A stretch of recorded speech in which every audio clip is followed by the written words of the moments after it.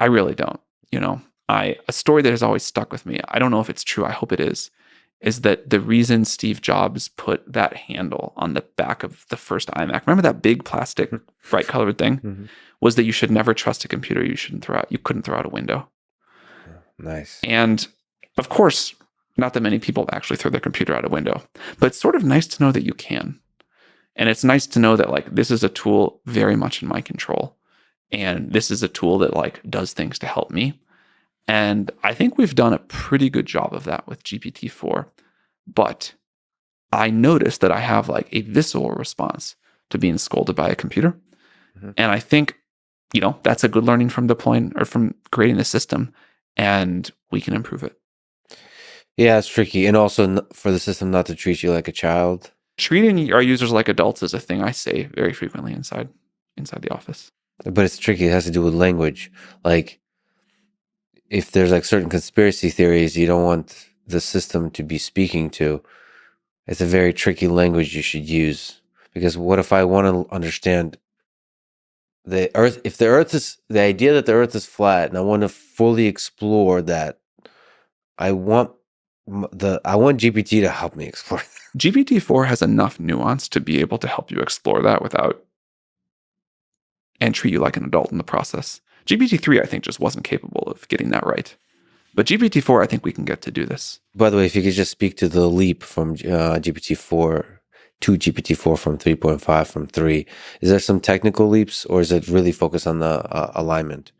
No, it's a lot of technical leaps in the base model. One of the things we are good at OpenAI is finding a lot of small wins and multiplying them together. And each of them maybe is like a pretty big secret in some sense, but it really is the multiplicative impact of all of them and the detail and care we put into it that gets us these big leaps. And then, it looks like to the outside, like, oh, they just probably like did one thing to get from 3 to 3.5 to 4. It's like hundreds of complicated things. So a tiny little thing with the training, with the like everything, with the data organization. How we like collect the data, how we clean the data, how we do the training, how we do the optimizer, how we do the architecture, like so many things. Let me ask you the all-important question about size. So does size matter in terms of neural networks with how good the system performs? So GPT-3, 3.5 had 175 billion. I heard GPT-4 had 100 trillion. 100 trillion. Can I speak to this? Do you know that meme? Yeah, the big purple circle. Do you know where it originated? I don't. Do you? I'd be curious to hear. It's the presentation I gave. No way. Yeah. Journalists just took a snapshot. Now I learned from this. It's right when GPT-3 was released. I gave it's on YouTube. I gave a description of what it is. And I spoke to the limitation of the parameters and like where it's going. And I talked about the human brain and how many parameters it has, synapses and so on. And perhaps like an idiot, perhaps not. I said like GPT-4, like the next as it progresses. What I should have said is GPT-N or something. I can't believe that this came from you. That is... But people should go to it. It's totally taken out of context. They didn't reference anything. They took it. This is what GPT-4 is going to be. And I feel horrible about it. It doesn't. I don't think it matters in any serious way. I mean, it's not good because, again, size is not everything. But also people just take a lot of these kinds of discussions out of context. But it is interesting to I mean, that's what I was trying to do, to compare in different ways the difference between the human brain and the neural network, and this thing is getting so impressive. This is like, in some sense, someone said to me this morning, actually, and I was like, oh, this might be right. This is the most complex software object humanity has yet produced. And it will be trivial in a couple of decades, right? It'll be like kind of anyone can do it, whatever. But yeah, the amount of complexity relative to anything we've done so far that goes into producing this one set of numbers is quite something. Yeah, complexity including the entirety of the history of human civilization that built up all the different advancements to technology, that built up all the content, the data that GPT was trained on, that is on the internet. That it's the compression of all of humanity, of all of the, maybe not the experience, all of the text output that humanity produces, which is somewhat different. I mean, it's a good question. How much, if all you have is the internet data, how much can you reconstruct the magic of what it means to be human? I think we'd be surprised how much you can reconstruct. But you probably need a more better and better and better models. But on that topic, how much does size matter? By like number of parameters? Number of parameters. I think people got caught up in the parameter count race in the same way they got caught up in the gigahertz race of processors in like the 90s and 2000s or whatever. You, I think, probably have no idea how many gigahertz the processor in your phone is. But what you care about is what the thing can do for you. And there's, different ways to accomplish that. You can bump up the clock speed. Sometimes that causes other problems. Sometimes it's not the best way to get gains. But I think what matters is getting the best performance. And, I think one thing that works well about OpenAI is we're pretty truth-seeking in just doing whatever is going to make the best performance, whether or not it's the most elegant solution. So I think like LLMs are a sort of hated result in parts of the field. Everybody wanted to come up with a more elegant way to get to generalized intelligence. And we have been willing to just keep doing what works and looks like it'll keep working. So I've spoken with Noam Chomsky, who's been kind of one of the many people that are critical of large language models being able to achieve general intelligence, right? And so it's an interesting question that they've been able to achieve so much incredible stuff. Do you think it's possible that large language models really is the way we build AGI? I think it's part of the way. I think we need other super important things. This is philosophizing a little bit. Like what kind of components do you think, in a technical sense or a poetic sense, does it need to have a body that it can experience the world directly? I don't think it needs that. But I wouldn't say any of this stuff with certainty. Like, we're deep into the unknown here. For me, a system that cannot go significantly add to the sum total of scientific knowledge we have access to, kind of discover, invent, whatever you want to call it, new fundamental science, is not a super intelligence. And to do that really well, I think we will need to expand on the GPT paradigm in pretty important ways that we're still missing ideas for. But I don't know what those ideas are. We're trying to find them. I could argue sort of the opposite point, that you could have deep, big scientific breakthroughs with just the data that GPT is trained on. So like, I think some of it is like, if you prompt it correctly. Look, if an oracle told me far from the future that GPT-10 turned out to be a true AGI somehow, maybe just some very small new ideas, I would be like, okay, I can believe that. Not what I would have expected sitting here, would have said a new big idea, but I can believe that.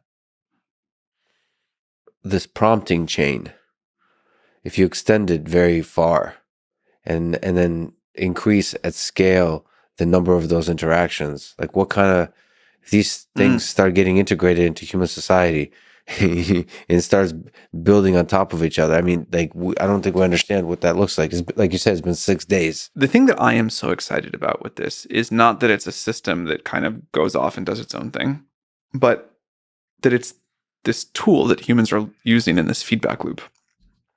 Helpful for us for a bunch of reasons. We get to, learn more about trajectories through multiple iterations.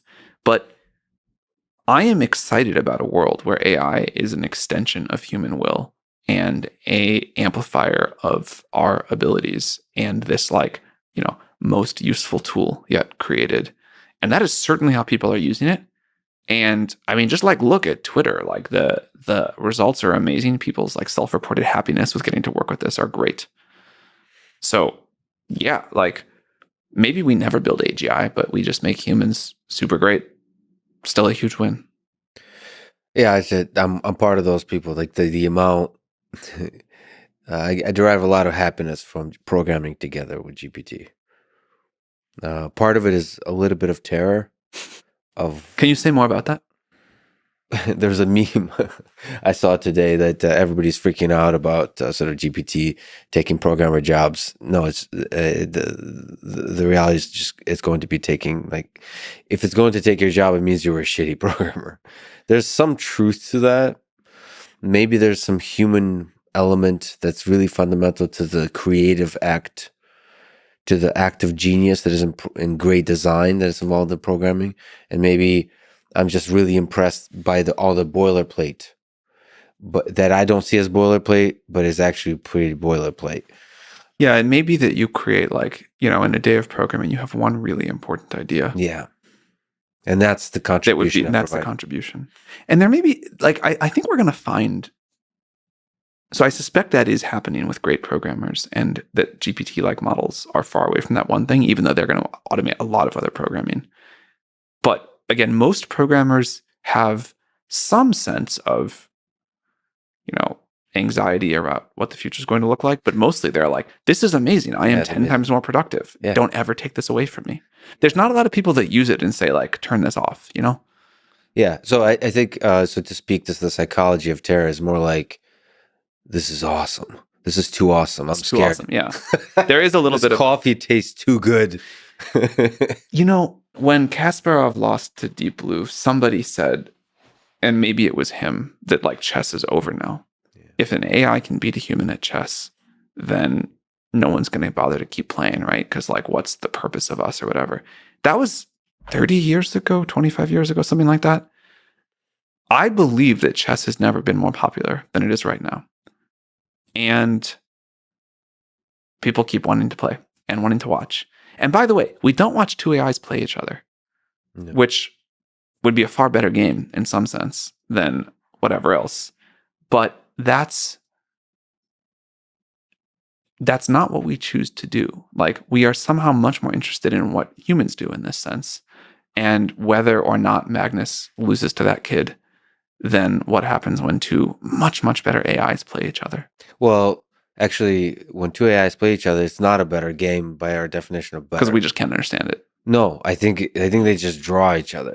I think the human flaws, and this might apply across the spectrum here, with AIs will make life way better, but we'll still want drama. We will. That's for sure. We'll still want imperfection and flaws, and AI will not have as much of that. Look, I mean, I hate to sound like utopic tech bro here, but if you'll excuse me for 3 seconds, the level of the increase in quality of life that AI can deliver is extraordinary. We can make the world amazing, and we can make people's lives amazing. We can cure diseases. We can increase material wealth. We can help people be happier, more fulfilled, all of these sorts of things. And then people are like, oh, well, no one is going to work. But people want status. People want drama. People want new things. People want to create. People want to feel useful.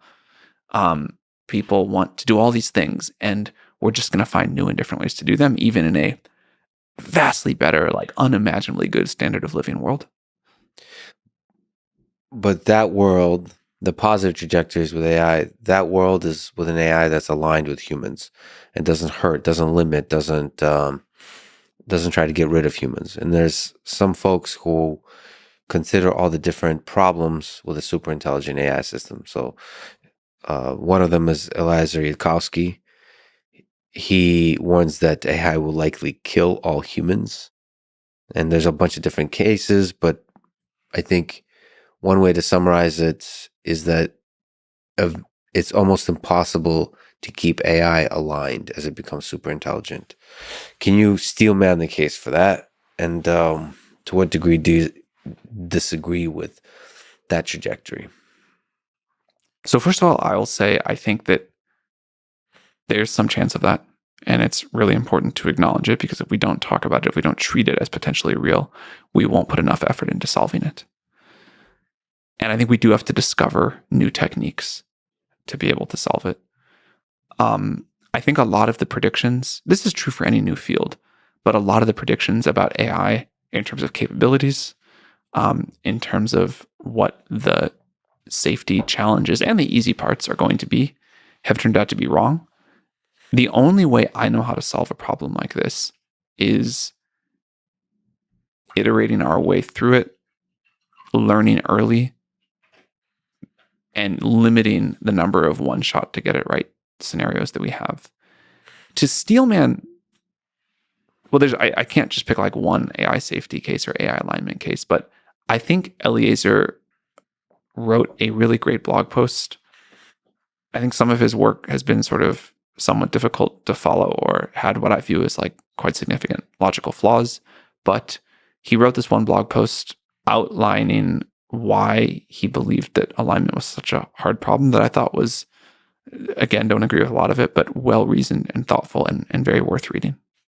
So I think I'd point people to that as the Steelman. Yeah, and I'll also have a conversation with him. There is some aspect, and I'm torn here because it's difficult to reason about the exponential improvement of technology. But also, I've seen time and time again how transparent and iterative trying out, as you improve the technology, trying it out, releasing it, testing it, how that can improve your understanding of the technology in such that the philosophy of how to do, for example, safety of any kind of technology, but AI safety, gets adjusted over time rapidly. A lot of the formative AI safety work was done before people even believed in deep learning, and certainly before people believed in large language models. And I don't think it's like updated enough given everything we've learned now and everything we will learn going forward. So I think it's got to be this very tight feedback loop. I think the theory does play a real role, of course, but continuing to learn what we learn from how the technology trajectory goes is quite important. I think now is a very good time, and we're trying to figure out how to do this, to significantly ramp up technical alignment work. I think we have new tools, we have new understanding, and there's a lot of work that's important to do that we can do now. So one of the main concerns here is something called AI takeoff, or fast takeoff, that the exponential improvement would be really fast to where... Like in days. In days, yeah. I mean, this is a pretty serious, at least to me, it's become more of a serious concern, just how amazing ChatGPT turned out to be, and then the improvement in GPT-4. Yeah. Almost like to where it surprised everyone, seemingly, you can correct me, including you. So GPT-4 has not surprised me at all in terms of reception there. ChatGPT surprised us a little bit, but I still was like advocating that we do it because I thought it was going to do really great. Yeah. So like, you know, maybe I thought it would have been like the 10th fastest growing product in history and not the number one fastest. Like, okay, you know, I think it's like hard. You should never kind of assume something's going to be like the most successful product launch ever. But we thought it was, or at least many of us thought it was going to be really good. GPT-4 has weirdly not been that much of an update for most people. You know, they're like, oh, it's better than 3.5, but I thought it was going to be better than 3.5 and it's cool. But, you know, this is like, someone said to me over the weekend, you shipped an AGI and I somehow like am just going about my daily life and I'm not that impressed. And I obviously don't think we shipped an AGI, but I get the point, and the world is continuing on. When you build, or somebody builds an artificial general intelligence, would that be fast or slow? Would we know it's happening or not? Would we go about our day on the weekend or not?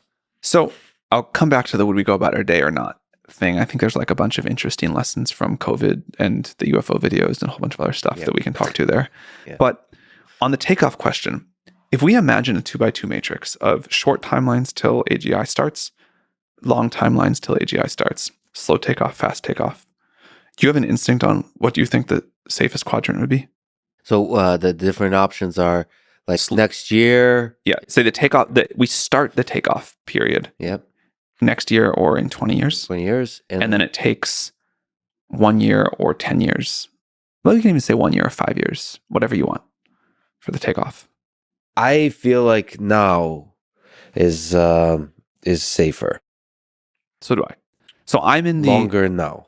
I'm in the slow takeoff, short timelines is the most likely good world, and we optimize the company to have maximum impact in that world, to try to push for that kind of a world.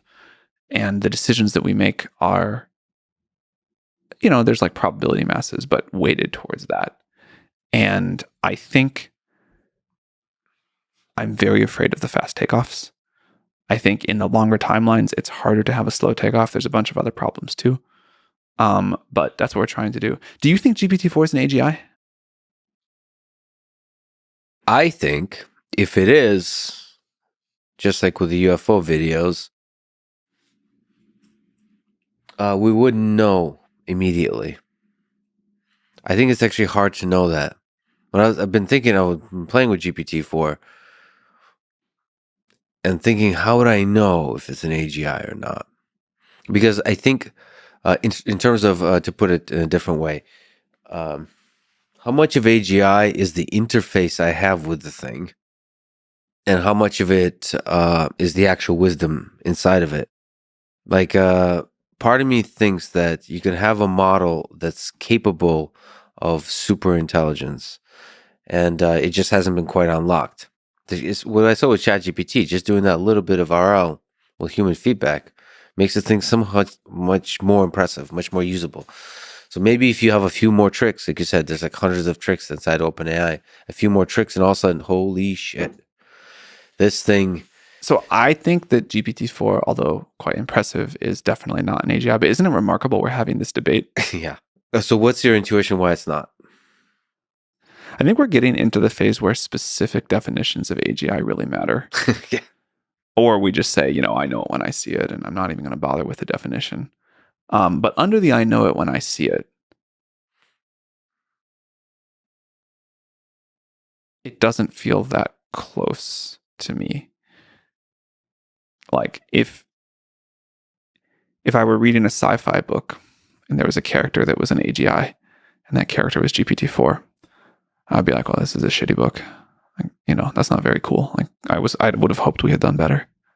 To me, some of the human factors are important here. Do you think GPT-4 is conscious? I think no, but I asked GPT-4, and of course it says no. Do you think GPT-4 is conscious? I think it knows how to fake consciousness. Yes. How to fake consciousness? Yeah. If you provide the right interface and the right prompts. It definitely can answer as if it were. Yeah. And then it starts getting weird.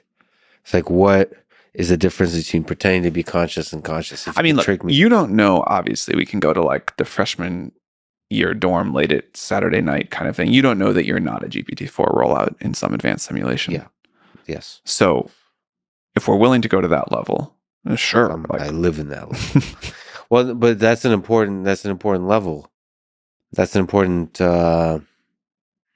really important level, because one of the things that makes it not conscious is declaring that it's a computer program, therefore it can't be conscious, so I'm not even going to acknowledge it. But that just puts it in the category of other. I believe AI can be conscious. So then the question is, what would it look like when it's conscious? What would it behave like? And it would probably say things like, first of all, I'm conscious. Second of all, display capability of suffering, an understanding of self, of having some memory of itself and maybe interactions with you. Maybe there's a personalization aspect to it. And I think all of those capabilities are interface capabilities, not fundamental aspects of the actual knowledge inside the neural net. Maybe I can just share a few like disconnected thoughts here. Sure. But I'll tell you something that Ilya said to me once a long time ago that has like stuck in my head. Ilya Sutskever. Yes, my co-founder and the chief scientist of OpenAI and sort of legend in the field. We were talking about how you would know if a model were conscious or not.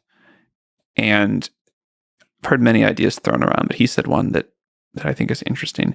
If you trained a model on a data set that you were extremely careful to have no mentions of consciousness or anything close to it in the training process, like not only was the word never there, but nothing about the sort of subjective experience of it or related concepts. And then you started talking to that model about, here are some things that you weren't trained about. And for most of them, the model was like, I have no idea what you're talking about. But then you asked it, you sort of described the experience, the subjective experience of consciousness, and the model immediately responded, unlike the other questions, yes, I know exactly what you're talking about. That would update me somewhat. I don't know, because that's more in the space of facts versus like emotions. I don't think consciousness is an emotion. I think consciousness is the ability to sort of experience this world really deeply. There's a movie called Ex Machina. I've heard of it, but I haven't seen it. You haven't seen it? No. The director, Alex Garland, who I had a conversation.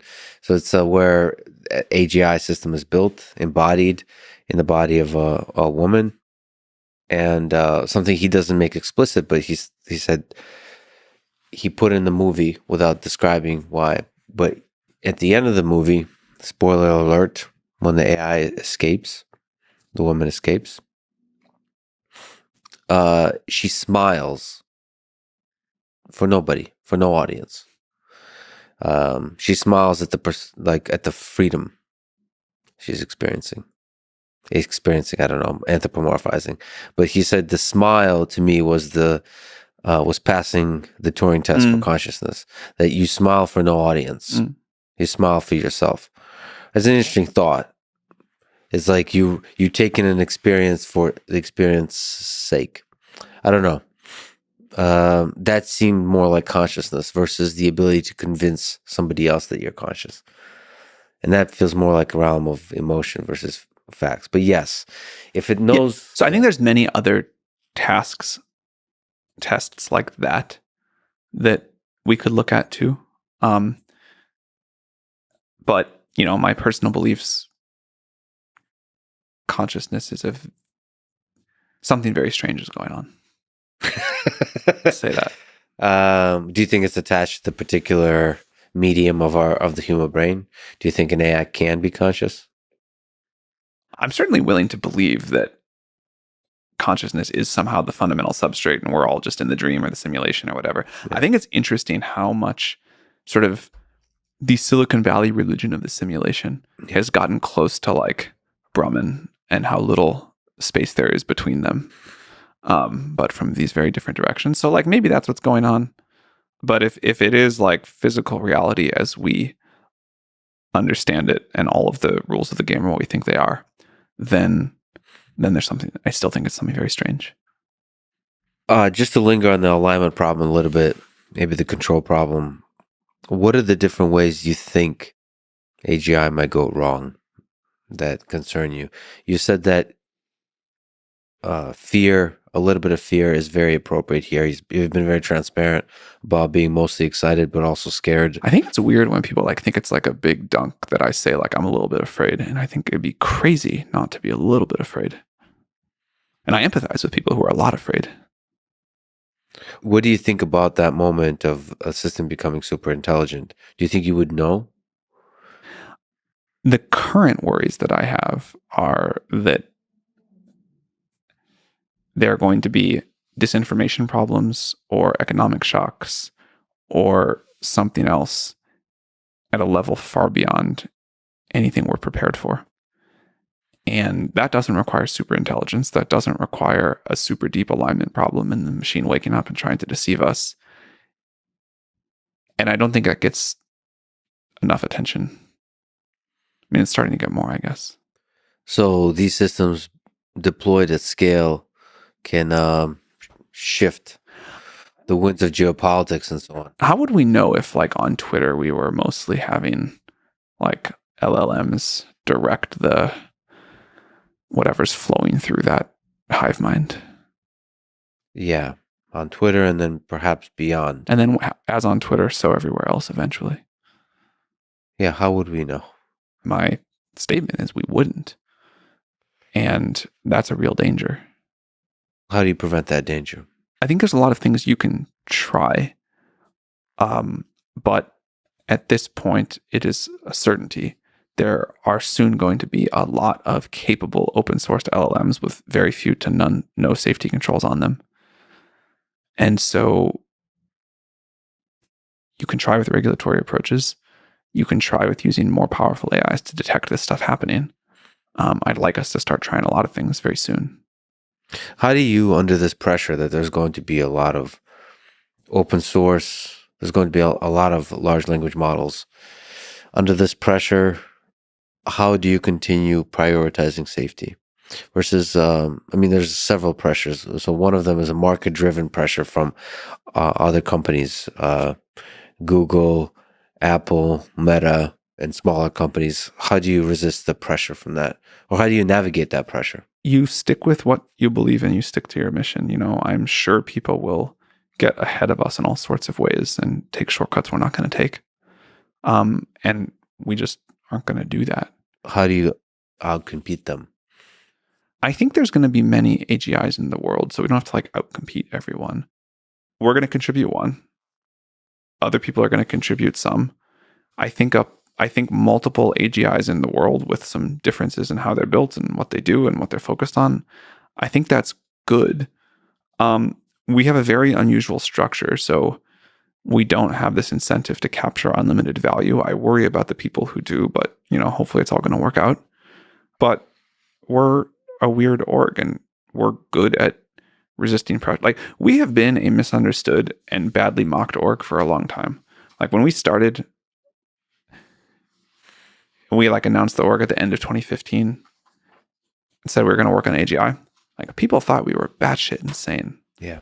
I remember at the time a eminent AI scientist at a large industrial AI lab was DMing individual reporters being these people aren't very good and it's ridiculous to talk about AGI and I can't believe you're giving them time of day. And it's that was the level of pettiness and rancor in the field at a new group of people saying we're going to try to build AGI. So OpenAI and DeepMind was a small collection of folks who were brave enough to talk about AGI in the face of mockery. We don't get mocked as much now. Don't get mocked as much now. So speaking about the structure of the org, so OpenAI went stopped being nonprofit or split up in 20. Can you describe that whole process? Yeah. How So things stand? we started as a nonprofit. We learned early on that we were going to need far more capital than we were able to raise as a nonprofit. Our nonprofit is still fully in charge. There is a subsidiary capped profit so that our investors and employees can earn a certain fixed return. And then beyond that, everything else flows to the nonprofit. And the nonprofit is in voting control, lets us make a bunch of non-standard decisions, can cancel equity, can do a whole bunch of other things, can let us merge with another org, protects us from making decisions that are not in any shareholders' interest. So I think it's a structure that has been important to a lot of the decisions we've made. What went into that decision process for taking a leap from nonprofit to capped for-profit? What are the pros and cons you were deciding at the time? This was 2019. It was really to do what we needed to go do. We had tried and failed enough to raise the money as a nonprofit. We didn't see a path forward there. So we needed some of the benefits of capitalism, but not too much. I remember at the time someone said, as a nonprofit, not enough will happen. As a for-profit, too much will happen. So we need this sort of strange intermediate. Well, you kind of had this offhand comment of you worry about the uncapped companies that play with AGI. Can you elaborate on the worry here? Because AGI, out of all the technologies we have in our hands, has the potential to make, the cap is 100x for OpenAI. It started as that. It's much, much lower for new investors now. AGI can make a lot more than 100x. For sure. And so how do you compete? Stepping outside of OpenAI, how do you look at a world where Google is playing, where Apple and Meta are playing? We can't control what other people are going to do. We can try to build something and talk about it and influence others and provide value and good systems for the world. But they're going to do what they're going to do. Now, I think right now there's extremely fast and not super deliberate motion inside of some of these companies But already, I think people are, as they see the rate of progress, already people are grappling with what's at stake here. And I think the better angels are going to win out. Can you elaborate on that? The better angels of individuals, the individuals within And the companies. But, the incentives of capitalism to create and capture unlimited value, I'm a little afraid of. But again, no, I think no one wants to destroy the world. No one wakes up saying, like, today I want to destroy the world. So we've got the Moloch problem. On the other hand, we've got people who are very aware of that. And I think a lot of healthy conversation about how can we collaborate to minimize some of these very scary downsides. Well, nobody wants to destroy the world. Let me ask you a tough question. So you are very likely to be one of, not the person that creates AGI. One of. And even then, like, we're on a team of many. Yep. There'll be many teams. But several teams. Small number of people, nevertheless, relative. I do think it's strange that it's maybe a few tens of thousands of people in the world. A few thousands of people in the world. But there will be a room with a few folks who are like, holy shit. That happens more often than you would think now. I understand this. But yes, there will be more such rooms. Which is a beautiful place to be in the world. Terrifying, but mostly beautiful. So that might make you and a handful of folks the most powerful humans on Earth. Do you worry that power might corrupt you? For sure. Look, I think you want decisions about this technology, and certainly decisions about who is running this technology, to become increasingly democratic over time. We haven't figured out quite how to do this, but part of the reason for deploying like this is to get the world to have time to adapt and to reflect and to think about this, to pass regulation, for institutions to come up with new norms, for the people working on it together. Like, that is a huge part of why we deploy, even though many of the AI safety people you referenced earlier think it's really bad. Even they acknowledge that this is like of some benefit.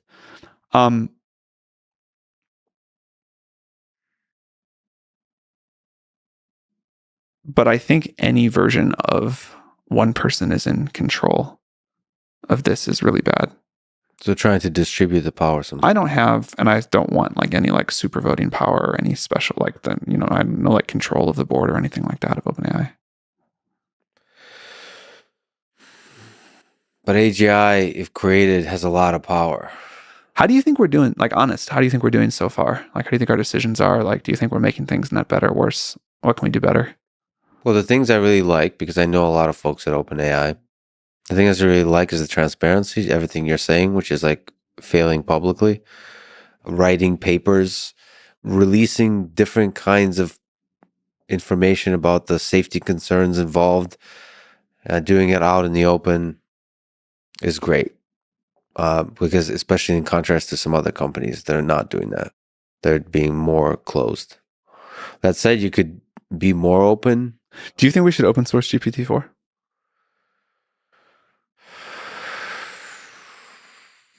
My personal opinion, because I know people at OpenAI, is no. What does knowing the people at OpenAI have to do with it? Because I know they're good people. I know a lot of people. I know they're good human beings. From a perspective of people that don't know the human beings, there's a concern of a super powerful technology in the hands of a few that's closed. It's closed in some sense, but we give more access to it. Yeah. And like, if this had just been Google's game, I feel it's very unlikely that anyone would have put this API out. There's PR risk with it. Yeah. Like, I get personal threats because of it all the time. I think most companies wouldn't have done this. So maybe we didn't go as open as people wanted, but like, we've distributed it pretty broadly. You personally and OpenAI as a culture is not so like nervous about PR risk and all that kind of stuff. You're more nervous about the risk of the actual technology, and you reveal that. So the nervousness that people have is because it's such early days of the technology, is that you will close off over time because more and more powerful. My nervousness is you get attacked so much by fear-mongering clickbait journalism that you're like, why the hell do I need to deal with this? I think the clickbait journalism bothers you more than it bothers me. No, I'm third person bothered. Like I appreciate that. like I feel all right about it. Of all the things I lose sleep over, it's not high on the list. because it's important. There's a handful of companies, a handful of folks that are really pushing this forward. They're amazing folks, and I don't want them to become cynical about the rest of the world. I think people at OpenAI feel the weight of responsibility of what we're doing. And yeah, it would be nice if journalists were nicer to us and Twitter trolls gave us more benefit of the doubt. But I think we have a lot of resolve in what we're doing and why and the importance of it. But I really would love, and I ask this of a lot of people, not just if cameras are rolling, any feedback you've got for how we can be doing better. We're in uncharted waters here. Talking to smart people is how we figure out what to do better. How do you take feedback? Do you take feedback from Twitter also? Because there's the waterfall. My Twitter is unreadable. Yeah. So sometimes I do. I can take a sample, a cup out of the waterfall.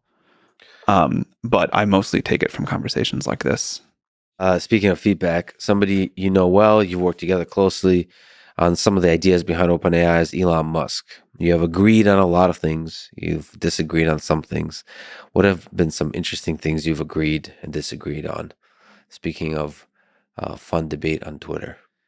I think we agree on the magnitude of the downside of AGI and the need to get not only safety right, but get to a world where people are much better off because AGI exists than if AGI had never been built. Yeah. What do you disagree on? Elon is obviously attacking us some on Twitter right now on a few different vectors, and I have empathy because I believe he is, understandably so, really stressed about AGI safety. I'm sure there are some other motivations going on too, but that's definitely one of them. I saw this video of Elon a long time ago talking about SpaceX. Maybe it was on some news show. And a lot of early pioneers in space were really bashing SpaceX and maybe Elon too. And he was visibly very hurt by that and said, those guys are heroes of mine and I sucks and I wish they would see how hard we're trying. I definitely grew up with Elon as a hero of mine. Despite him being a jerk on Twitter or whatever, I'm happy he exists in the world. But I wish he would do more to look at the hard work we're doing to get this stuff right. A little bit more love.